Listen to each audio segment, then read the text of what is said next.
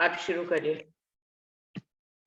बोलो श्री प्राणनाथ प्यारे की जय। बोलो श्री सदगुरु महाराज की जय। छवि नूर जमाल पिया जी की अति सुंदर अधिक निराले है। छवि नूर जमाल पिया जी की अति सुंदर अधिक निराले है।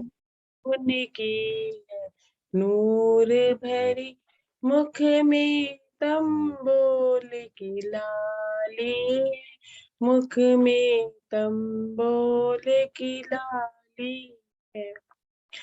नाजुक पतली अंगुरियों से पीऊ पान का बीड़ा लेते हैं। नाजुक पतली अंगुलियों से पिय पान का बीड़ा लेते हैं। ये छब उनके हृदय में बसी जो धाम के रहने वाले हैं, जो धाम के रहने वाले हैं। छवि नूर जमाल पिया जी की अति सुंदर अधिक निराले है। अति सुंदर अधिक निराले है।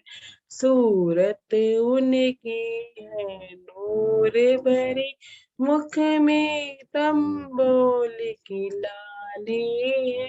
मुख में तम बोल की लाली है। जब अधर मधुर मुख खोले पिया,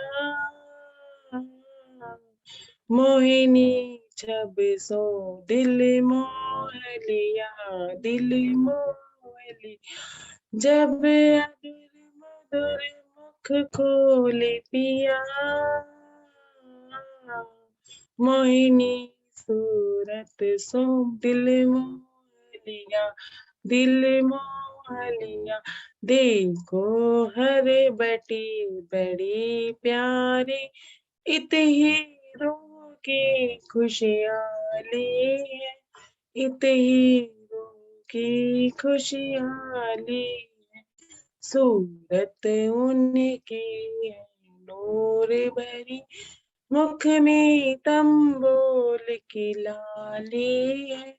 मुख में तम बोल की लाली।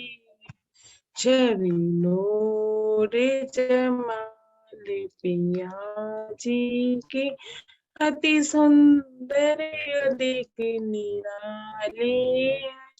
अति सुंदर अधिक निराली है। पिया पानी का बेड़ा रोके, और बीच बीच में बात करी, बात करी। पिया पानी का बीड़ा रोगे, और बीच बीच में बात करी, बात करी। आशिक के सुख का पार नहीं, जब प्यार की नजरी डाली है। आशिक के सुख का पार नहीं, जब प्यार की नजरी डाली है। छवि नूर जमाल पिया जी की अति सुंदर अधिक निराली है। छवि नूर जमाल पिया जी की अति सुंदर अधिक निराली है। दिल अरस परस हुआ हक दिल सो, यूं तह दिल से रूह एक हुई, एक हुई। दिल अरस परस हुआ हक दिल सो, यूं तह दिल से रूह एक हुई, एक हुई। महबूब ने बांध लिया दिल को, अब रू कहीं और न जाने वाली है, कहीं और न जाने वाली है। छवि नूर जमाल पिया जी की, अति सुंदर अधिक निराली है, सूरत उनकी है नूर भरी, मुख में तंबूल की लाली है। छवि नूर जमाल पिया जी की, अति सुंदर अधिक निराली है।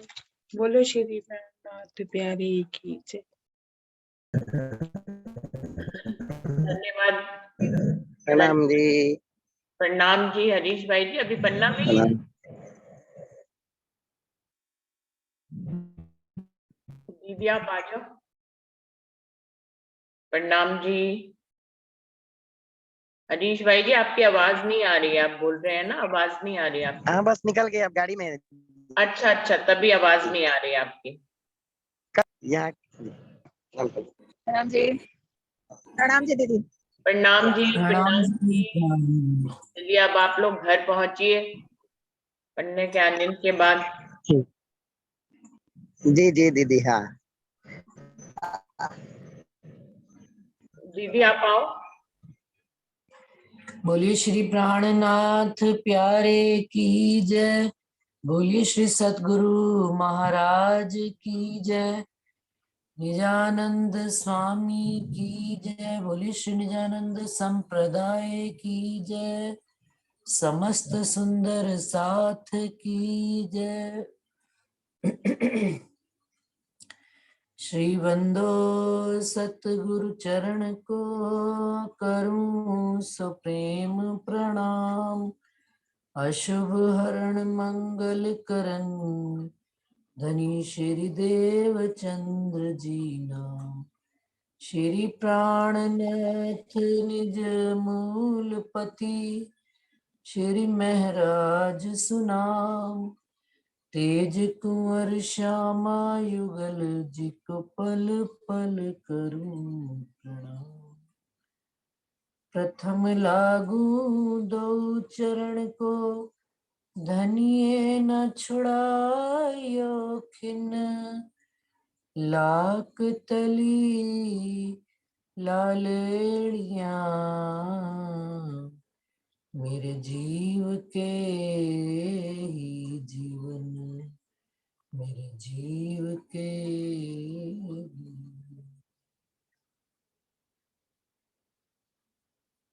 प्रणाम जी सुंदर साहब जी। प्रणाम जी। सनंद प्रणाम जी। प्रकरण 38। प्रणाम जी। प्रकरण 38 पूरा कर लिया था और आगे चल रहे हैं सनंद नूर नूर तजल्ला।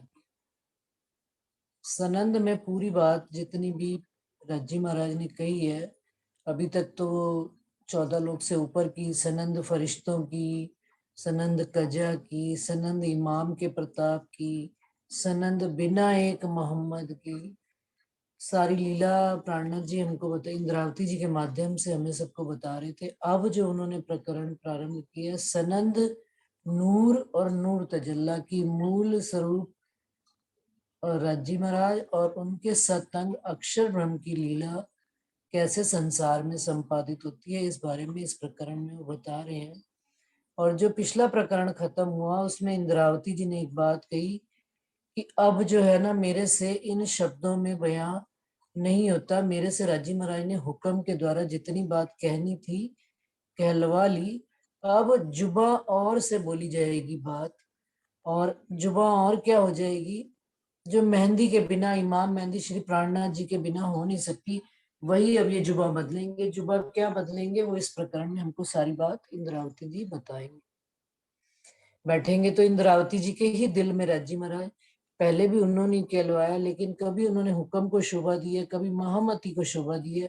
अब यहाँ पर उन्होंने सारा कार्यभार जो है रज्जी के कंधों पे डाल दिया कि रज्जी महाराज अब आप ही सारा वर्णन करो, मेरी तो जुबान यहीं पर इस संसार में थक गई है।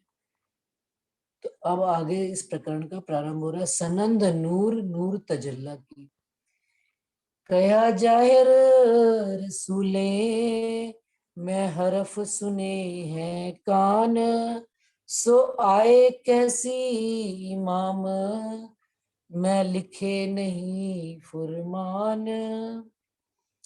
अब रसूल साहब कह रहे हैं कि मैंने जो प्राणनाथ जी के साथ, मैंने जो रज्जी महाराज के साथ जाहिर बातें परम धाम के अंदर अर्श में जो रज्जी महाराज के साथ 90,000 बातें करी थी, वो सारी मैंने जहरी में आमने सामने खड़े होकर जितनी भी बातें थी इन कानों से ही ये शब्द सुने हैं। सो आए कैसी इमाम, मैं लिखे नहीं फुरमान। और उन हरफों में से मैंने कुछ हरफ जो कहते हैं फुरमान में लिखे नहीं है, वो स्वयं आकर आप इमाम मेहंदी श्री प्राणनाथ जी इस संसार में जाहिर करेंगे।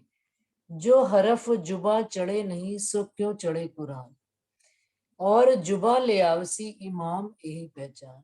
जो शब्द, जो हरफ जुबा चढ़े नहीं, तो कहने का अर्थ है कि जो शब्द उन्होंने कहे नहीं है, तो वो कुरान में उनके द्वारा कैसे कहे जा सकते हैं।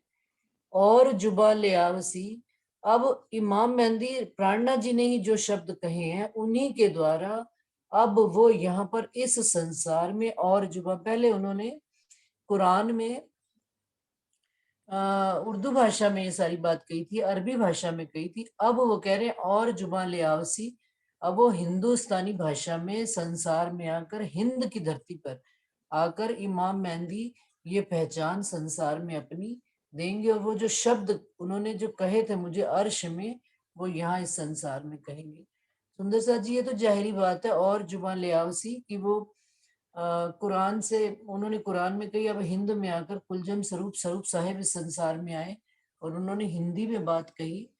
लेकिन इसका और भी एक अर्थ है कि जिस घर के रहने वाले आप प्राणनाथ जी, जिस घर में, जिनका घर ही अर्श परम धाम ही राज्य का है, वो स्वयं अपनी जुबान में वहां की बात इस संसार में 14 लोक में स्वप्न की बुद्धि में यहाँ की जुबान से समझाई ही नहीं जा सकती। तो वहां अर्श की जुबान निज बुद्धि के ज्ञान के द्वारा यहाँ पर अपनी पहचान, मोमिनों की पहचान बताएंगे, और नूर की भी, अक्षर ब्रह्म की भी पहचान वो स्वयं ही बताएंगे। बोले न मेहंदी एक जुबां, जुबां बोले कई लाख। अब इमाम मेहंदी श्री प्राणनाथ जी ने एक जुबान से नहीं बात बोली है, उन्होंने कई जुबानों से बोली है। अगर जाहिरी में देखें तो भाई हिंदी में भी बोली है, उर्दू में भी बोली, अरबी में भी बोली, सिंधी भी बोले, गुजराती भी बोले, बीच बीच में कोई शब्द और दूसरे भाषाओं के भी आते हैं। तो कहते हैं जुबा बोले कई लाख, आगे बिन जुबा बोलसी, बिन अंगो बिन भाग। इस स्वरूप साहब में उन्होंने जो बोली है, जुबा कई तरह की बोली है, लेकिन आगे आने वाले जमाने में जब उनका तन हमारे बीच में पर्दे में आ जाएंगे वो तन से, और अपना स्वरूप हमको ये कुलजम स्वरूप साहब जब प्राणनाथ जी ने सौंपा है, तो आगे बिन जुबा बोलसी, आने वाले समय में, यानी जब हमारा ही समय है, अब हम तो प्राणनाथ जी के उस समय में नहीं थे, लेकिन अब हमारे पास कौन सी जुबा है, ये वाणी की जुबान। तो आगे बिन जुबा बोलसी, इस जुबा से धनी बोलेंगे, और बिन अंगो बिन भाग। और अंग उनके उस समय तो प्राणनाथ जी का 5 तत्व का तन भी धारण उन्होंने किया होता, लेकिन अब आने वाले समय में छठे दिन के लिए बात की है बिन अंगों कि वो मोमिनों के द्वारा, मोमिनों के अंगों के द्वारा, बिन भाग, बिना भाषा के, जिस भाषा में भी जो मोमिन उतरेंगे वो इस संसार में आकर धनी की बात का वर्णन करेंगे। खेल में मेहंदी तोतला, जुबा कजा ए ठौर। अब इस खेल में इमाम मेहंदी तोतले कहे गए। तोतले का मतलब क्या, कि जो भाषा बड़ी जल्दी समझ में आती, छोटा बच्चा भी जो बिल्कुल बोलता है ना, कोई भी, वैसे तो माँ ही उसकी बात को समझती है, लेकिन आसपास में भी सब बोल समझ लेते हैं। जुबा कजाए ठौर, कि इमाम मेहंदी ने इतनी सरल भाषा का इस्तेमाल किया, हिंदी भाषा का। आगे तो नूर तजल्ला, तहां जुबा बोल है। और आगे, अभी तो ये बात नूर अक्षर ब्रह्म की कह रहे हैं, लेकिन आगे आगे तो नूर तजल्ला, तजल्ला की तजल्ली से मेरे पर जलते हैं, जहां पर परम धाम की बात करनी है। तहाँ जुबा बोल है और वहां की जुबा, वहां तो इश्क की ही जुबा है, वहां कोई हिंदी नहीं बोली जाती, वहां कोई गुजराती नहीं बोली जाती, वहां कोई सिंधी नहीं बोली जाती, पंजाबी नहीं बोली जाती। ये सारी भाषाएं तो यहाँ भाषा वजूदों से बनी हुई है। तो वह कहते हैं यहाँ पर ये भाषा का बंधन है, वहां तो जुबा बोल है कोई और, वहां पर जो जुबा है और जो बोल है वो सिर्फ इश्क और प्यार के ही है। तो वहां की बात करने के लिए राजी महाराज तो वहीं की भाषा इस्तेमाल करेंगे। खातिर मोमिन रसूले कई निशान लिखे प्यार कर, 100 में ठोर ठोर हक बक्का कर देऊं सब खबर। अब मोमिनों के वास्ते और रसूल साहब ने कई निशान लिखे, गवाहियां हमें दी हैं, और सब प्यार में, इश्क में। राजी ने अपने इश्क में आकर ये सारी बातें हमारे वास्ते लिखवाई हैं। 100 में ठोर ठोर हक बका, और इस वास्ते उन्होंने ठोर ठोर थाने जगह जगह स्थानों स्थानों पर राजी महाराज की खबर भी दी है, और कर दूं सब खबर, और जहां खबर नहीं पहुंची है वहां पर भी ये सारी बात पहुंचा दूं। इमामे मोहे सब दियो राख्यो ना कछुए बीच। अब इंद्रावती जी ये बात कह रही है कि इमाम मेहंदी श्री प्राणनाथ जी ने मुझे अपना सब कुछ दे दिया है, और उनके और मेरे बीच में अब कोई पर्दा नहीं है। जैसा उनका स्वरूप है, इंद्रावती जी कह रही है, मेरा भी पूर्ण स्वरूप उनका बन चुका है, कि मैं उनमें ही समा गई हूँ, और उनका ही स्वरूप लेकर इंद्रावती जी कह रही है कि मैं खड़ी हो गई हूँ। गुण अंग शोभा दे के आप हुए निश्चित। और धामधनी राजी महाराज ने भी मुझे अपने अंगों की सारी शोभा और अपने परमधाम के सारे गुण देकर आप क्या हो गए, मस्त हो गए, निश्चित, कि अब उन्होंने सारा कार्यभार मेरे ऊपर डाल दिया। लेकिन कैसे? उन्होंने अपना सारे वजूद की शोभा, सारे गुण अंगों की शोभा उन्होंने मेरे को देकर मेरे से सारी बात कहलवा ली है। इंद्रावती जी इसमें अपने आप को न्यारा कर रही है कि अब जो भी बात कही जा रही है वो धनी ही कह रहे हैं। मेरी आत्मा अब उन बातों को धनी के कहलाए वचन कह रही है। अब कहनी आई असल की नैन जुबा असल, बातें करूं असलू असल की अकल।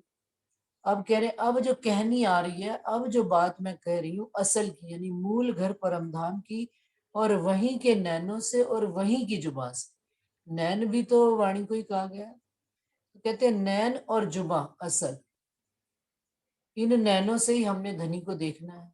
तो ये जो वाणी आ रही है और जो जुबा है वो असल घर परमधाम की आ रही है। बातें करूं असलू, और जो बातें भी करूंगी वो असल घर परमधाम की करूंगी, और असल की अकल और निज बुद्धि की अकल से बात करूंगी। ये सारी बातें इंद्रावती जी हमको इसलिए कह रहे हैं कि हम सब संसार में स्वप्न की बुद्धि से कोई बात सोचते हैं तो हमें लगता है कि ये सारी बातें असंभव है, लेकिन सुंदर साथ जी वो वहां की अकल से बात कह रही है। तो हमें भी जब बात उनकी समझनी पड़ेगी तो निज बुद्धि की ही अक्ल से, निज बुद्धि से ही बात समझनी पड़ेगी। अब कहूं अर्श रूहन को, अर्श हक खिलवत बात, गोसे अपनी रूहों सो बैठ करूं अपन। अब इसीलिए अब क्या करें, अब कहूं अर्श रूहन को, अब मैं अपने घर की रूहों को, अपने परमधाम की रूहों को बात कहती हूँ, और कहूं कौन सी, अर्श हक खिलवत बात, और रज्जी और श्यामा जी की बात भी, और जो खिलवत में हमारी बातें होंगी वो सारी बातें बताती हूँ। गोसे अपनी रूहों से, बिल्कुल गोसे एकांत में। अब ये इसमें संसार की कोई बात नहीं, कोई बीच में और आएगा नहीं, तो रूहों के साथ एकांत में बैठकर करूं उपन्यास, अपनी बात। अपन्यास जो अपने होते हैं, अपनों के साथ ही निज बात की जाती है, संसार में सबके साथ तो की नहीं जाती। तो मेरे अपने कौन है, घर की रूहें सुंदर साथ और रज्जी और श्यामा जी की जितनी भी बातें हैं वो मैं उनसे एकांत में सारी बातें करती हूँ। हक बातें तो इत सुनसी, पर हम जो करत गुजरान। अब कह रहे हैं हक बातें तो इत सुनसी। अब रज्जी की बातें तो यहाँ पर सुनेंगे कैसे, पर हम जो करत गुजरान, परंतु हमारा जो संसार में गुजरान है, रहन सहन है, वो कौन सा है, स्वप्न बुद्धि का। पहले कहूँ और बातें में हमने कौन सी सुननी है, राजी महाराज की। तो सबसे पहले वो क्या करे, कह रहे तोल मोल कर लो बात को, कि हमारी जो सोच, हमारा सुनना, हमारा समझना, हमारा बोलना, वो सारा गुजरान कहाँ का है, संसार का है। और सुननी हमने बातें कहाँ की है, घर परमधाम की बातें, 14 लोक से परे की बात, जो इस संसार में आज दिन तक किसी ने बताई ही नहीं। कल हम खिलवत भी पढ़ रहे थे तो उसमें भी कह दी इंद्रावती जी अपना विरह विलख रही हैं कि आपने राजी महाराज हमको कैसे परदेश में डाल दिया कि जहां पर आपकी कोई बात कहता ही नहीं, किसी को आपकी बात की खबर ही नहीं, और यदि किसी से बात कर भी लो तो वो सुनता ही नहीं। क्यों? क्योंकि वो उस घर के हैं ही नहीं। तो कह रहे अब हम जो करत गुजरात, अब इस स्वप्न की बुद्धि से इस बात को नहीं विचारना है, हमको कहाँ से सुनना है ये आगे बताएंगे। पहले कहूं आगे नूर तजल्ला, जो ले खड़ा हक फुरमान। तो सबसे पहले वो कहते हैं मैं उनकी बात करूंगी जो नूर तजल्ला राज्जी महाराज के आगे राज्जी का ही फुरमान लेकर खड़े हुए हैं, राज्जी का हुक्म लेकर खड़े हुए हैं।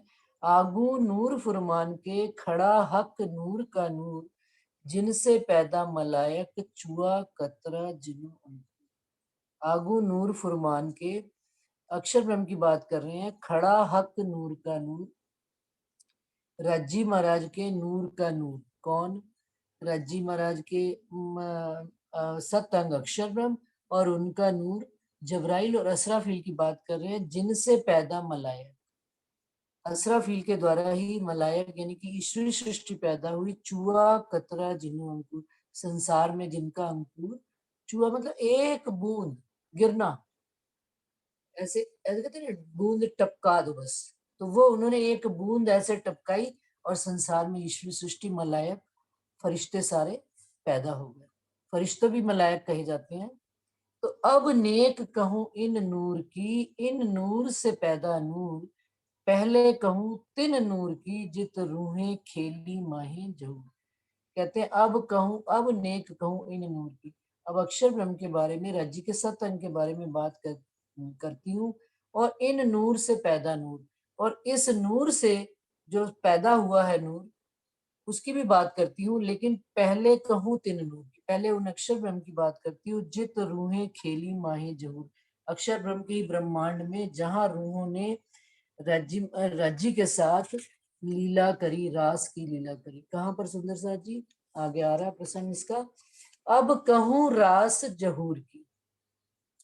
अब कहां से? पहले तो उन्होंने संसार बनने की रचना करी थी, अक्षर ब्रह्म के फरिश्तों की बात बताई थी कि कैसे कैसे रचना हुई। अब वो ये बता रहे हैं अक्षर ब्रह्म के ही ब्रह्मांड, योग माया के ब्रह्मांड में राजी, श्यामा जी और हम रूहों ने मिलकर कैसे आनंद मंगल किया था। अब कहूं रास जहूर की, तो अब सबसे पहले वो रास का वर्णन कर रहे हैं। सबलिक ब्रह्म में, सबलिक के महाकारण में जहाँ रास खंड हुई है, इन खेल से न्यारा, इस 14 लोक से एक राज्य में अक्षर ब्रह्म ने एक न्यारा इंड बना दिया, एक न्यारा संसार बना दिया जो योग माया का ब्रह्मांड कहलाया।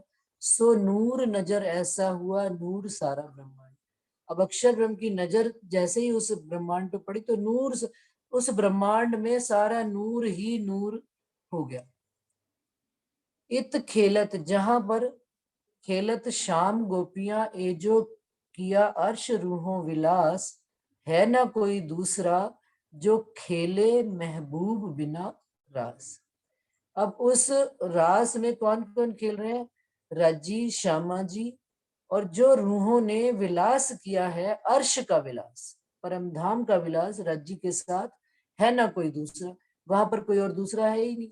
और किसकी बिसात की, जो महबूब धनी के बगैर हम रूहों के साथ रास लीला खेल सकते। नाम उनको श्री कृष्ण का दिया गया है, लेकिन रास उनके अंदर बैठे तो राज्जी महाराज जी थे, जिन्होंने हम सबके साथ वो रास की लीला करी है हमारी अर्श न्यामते, या के हम पे शहू, कया कतरा नूर का चूहा। अब ब्रज और रास दोनों जो है हमारी अर्श की नियामतें हैं, अर्श का खजाना है उन बातों, और ब्रज में और रास में। या के हम पे सहूर, और इसका सहूर भी, इसका विचार भी हम ब्रह्म सृष्टियां ही कर सकती हैं। दुनिया वाले तो ब्रज को और रास को यहीं पर घटा देते हैं। उनको इस बातों में जो रहस्य भी छिपा हुआ है, जहूर का अर्थ भी क्या होता है? रहस्य, गुझ रहस्य, वो भी बात कया कतरा नूर का, वो रहस्य भी हम ब्रह्म सृष्टियों को पता है। और ये कहाँ से उतरा है? नूर का कतरा, अक्षर ब्रह्म के नूर से एक बूंद जो गिरी तो ब्रज और रास की रचना हो गई और उसमें हम सब सुंदर साथ ने राज्जी और श्यामा जी के साथ रास की लीला करी। इत शब्द न पहुंचे दुनी का। सुंदर सा जी देखिए, उन्होंने यहाँ पर जब स्टार्ट किया तो पहले कह दिया कि कौन सी बुद्धि से, तो यहाँ पर अब वो बता रहे हैं कि जो ब्रिज और रास भी बनी है तो वहां योग माया के ब्रह्मांड में इत शब्द न पहुंचे दुनी का, नेक इनकी देव खबर, कायम हुआ साहित्य में जो आया नूर नजर। अब जो अक्षर ब्रह्म की नजरों में आ गया वो समय, वो साहित्य, वो पल अखंड हो गए। और वहां की अब मैं खबर देने यदि जा रही हूँ तो कहते हैं वहां पर भी ये शब्द यहाँ के पहुंचते नहीं है, फिर भी मैं नेक इतनी सी बात खबर देती हूँ। ये जो बात बका अर्श नूर की, सो कहनी या जिमी में। अब बात हमने कहा कि कहनी है, अर्श परम धाम की कहनी है, और कहनी इस जिमी में जहां बैठे हुए हम, क्यों सुनसी दुनी इन कान। अब दुनिया यदि हम इन कानों से सुनेगी जो कबहू सुनी न क्या है, जो इस संसार में कभी किसी ने सुनी ही नहीं, तो इन कानों से अगर वो सुनेगी तो बात उनको समझ में आएगी नहीं। कोट हिस्से एक हरफ, हिसाब किया मिही कर, एक हिस्सा न पहुंचा इन जिमी लग, ए मैं देखा दिल भर। अब क्योंकि वो तो साक्षात देख रहे हैं और वर्णन कर रहे हैं, तो कह रहे हैं मैंने एक शब्द की, एक हरफ की करोड़ हिस्से की, और हिसाब किया यदि उस बात का, तो उसका एक हिस्सा भी, करोड़वां हिस्सा भी इस जिमी के माफक मैंने देख के विचार करके देखा तो वहां पर लगता नहीं। कि हम बात को कितना भी वर्णन करें तो अक्षरधाम के अंदर जो योग माया का ब्रह्मांड है, जहां पर अपनी ब्रिज और रास अखंड है, रास अखंड है, वहां का वर्णन करने में मेरे पास यहाँ के करोड़वें हिस्से में भी वर्णन नहीं आता है। कितने भी शब्द लगा लूं, अनेकों अनेक शब्द लगा लूं, परंतु वो कहते हैं यहाँ का शब्द वहां पहुंचता ही नहीं। एक जर्रा इन जिमी का, ताके नूर आगे सूर कोट, सो सूर न आवे नजरो इन जिमी जर्रे की ओट। अब इन जिमी जर्रे की ओट मतलब कि जो योग माया की भूमिका है, तो वो कहते हैं यहाँ का वहां जो योग माया की जिमी का जर्रा जो है, ताके नूर आगे सूर कोट, उसके नूर के प्रकाश के आगे ये जो 100 सूर्य भी ये जो इस ब्रह्मांड के लगा दिए जाए मिला के, तो भी उनकी नजरों के आगे ये टिक नहीं सकते।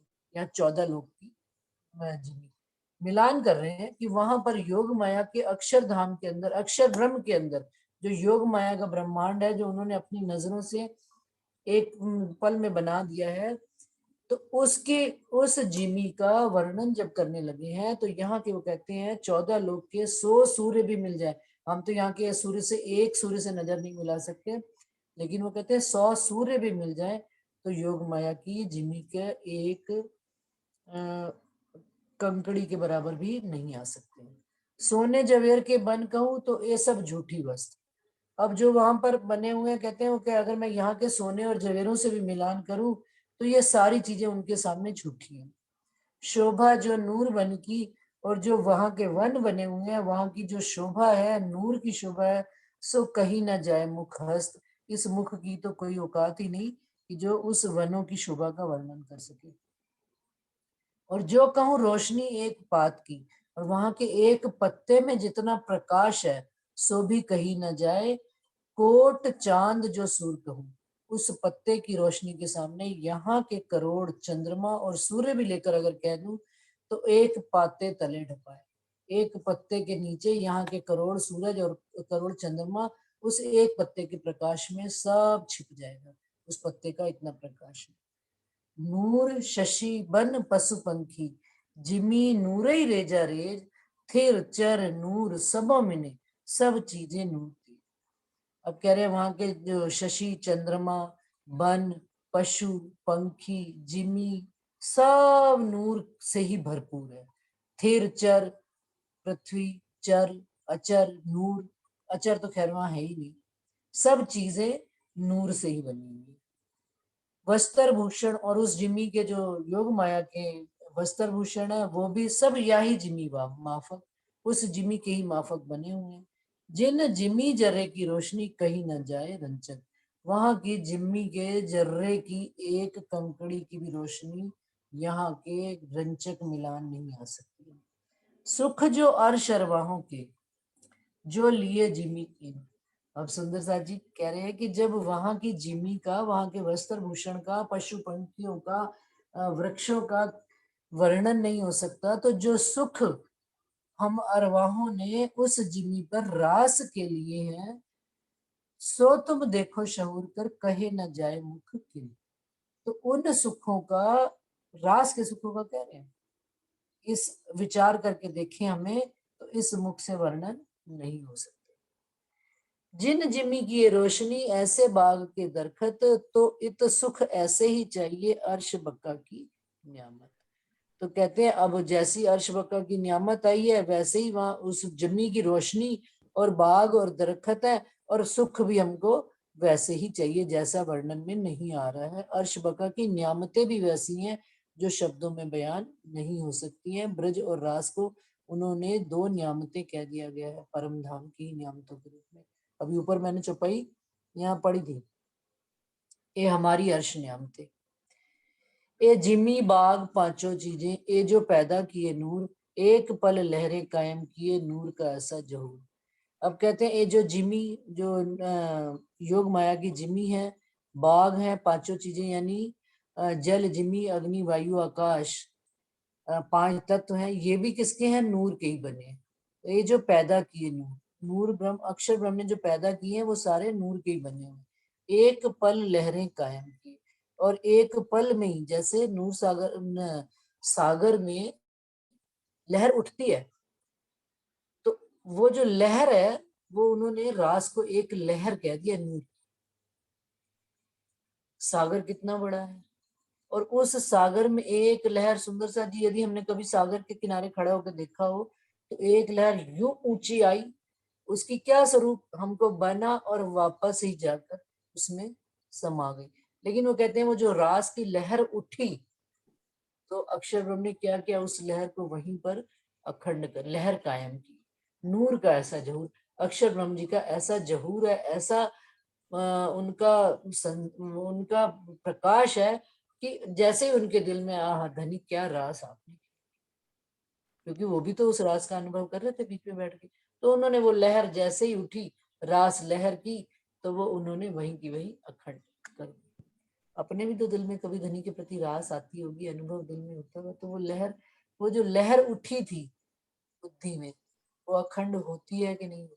हमारे चित्त में वो अखंड हो जाती है। जब भी कभी दिल में आया तो वो बात याद कर ली धनी की, और खुश हो गए, मगन हो गए। तो ऐसी अक्षर ब्रह्म, सुंदर सा जी सारे प्रमाण हमारे साथ साथ चलते हैं, उनका तो हम वर्णन नहीं कर सकते, लेकिन अपने दिल की बात भी सुंदर सा जी ये भी देखिए आप, मैं अपने सुख को शब्दों में नहीं बयान कर पाती, अपने ही सुख को जो मैंने इन जुबान से खाए हैं और पिए हैं और अनुभव किए हैं, लेकिन राज्य के संसार की बात नहीं कर रही, तो वो यदि मेरा ये पांच तत्व का इतना सा भी उसको मैं, जैसे गूंगा होता है ना, कह दिया गुड़ को मुंह पे लगाया, ज्ञान उन्होंने दिया, ज्ञान से वर्णन भी हो रहा है, लेकिन फिर भी कहीं ना कहीं कोई कसर रह नहीं, फिर भी वैसा नहीं, कोई कहता ऐसा, अच्छा अच्छा, फिर भी थोड़ी सी भाई और कुछ और बात है, उसको अनुभव करने की तो बात कुछ और ही है। तो ऐसा अक्षर ब्रह्म के साथ भी, कि उन्होंने वो जब रास की लहर देखी और वहीं पर कायम कर दी। इत खेलत रूहें अर्श की, जो शामें उतारी किश्ती पर, सो रूहें पहुंची इन बाग में और तूफाने डूबी काफर। अब ये जो उन्होंने कुरान में बात कही है कि जो शाम ने एक किश्ती बनाई और उसमें सारी रूहें परमधाम योग माया की किश्ती बनाई, और सब रूहों को लेकर उसमें योग माया में चले गए, किश्ती पार कर, किश्ती में पार ले गए 14 लोक से पार योग माया के ब्रह्मांड में, और रूहें पहुंची इन बाग में योग माया के ब्रह्मांड में, और बाकी सारा संसार को प्रलय कर दिया। ब्रज से रास में जाने का प्रसंग आ रहा है।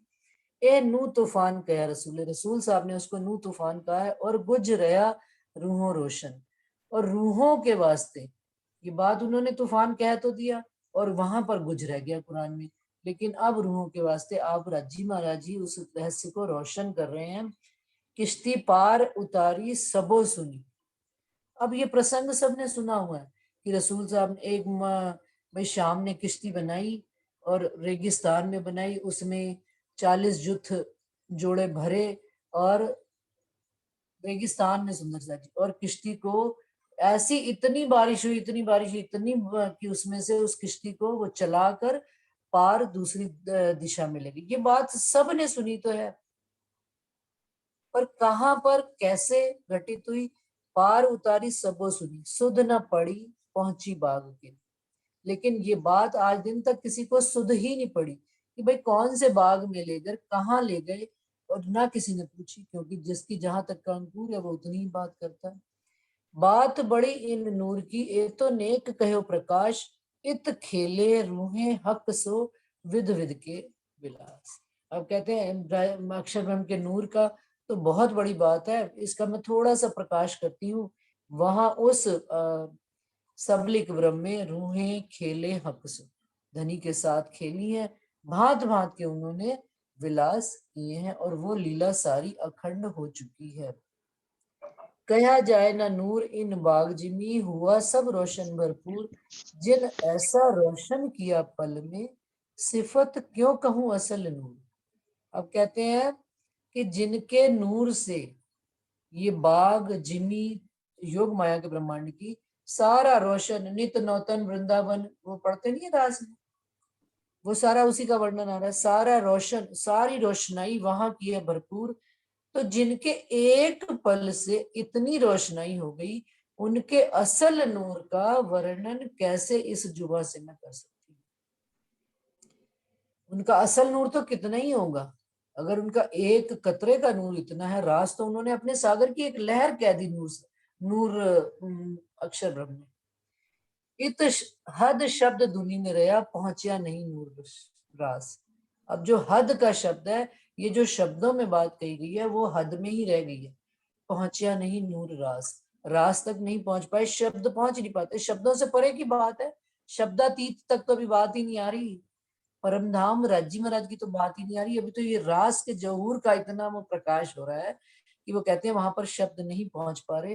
तो सो क्यों पहुंचे असल नूर को, जिनकी ए पैदाश, जिनका ये सारा पैदाश है, जिनकी ये लहर है, जब वहीं तक नहीं पहुंच रहे तो असल नूर तक उनके स्वयं के स्वरूप की वर्णन करना तो कितना ही असंभव सी बात लगती है। और बड़ी भिस्त भी यही से जो कही कजा के माए। अब बड़ी भिस्त कौन सी है, पहली भिस्त जो ब्रह्म सृष्टियों के जीवों की भिस्त कही गई है, जो कजा के माए, जो अभी हमने पीछे प्रकरण पढ़ा न्याय के समय पे जो अखंड होगी, अभी हुई नहीं है। और जाग कर जो हमने जागनी रास की लीला जिसमें अखंड होगी, सुंदर सा जी रास को तो उन्होंने स्वप्न की कही है, आधी नींद आधी जागृत की अवस्था, उसका वर्णन यदि नहीं हो सकता। हाँ जी, कोई सुंदर साथ कुछ कह रहे हैं? नहीं, किसी का माइक खुला हुआ है। अच्छा,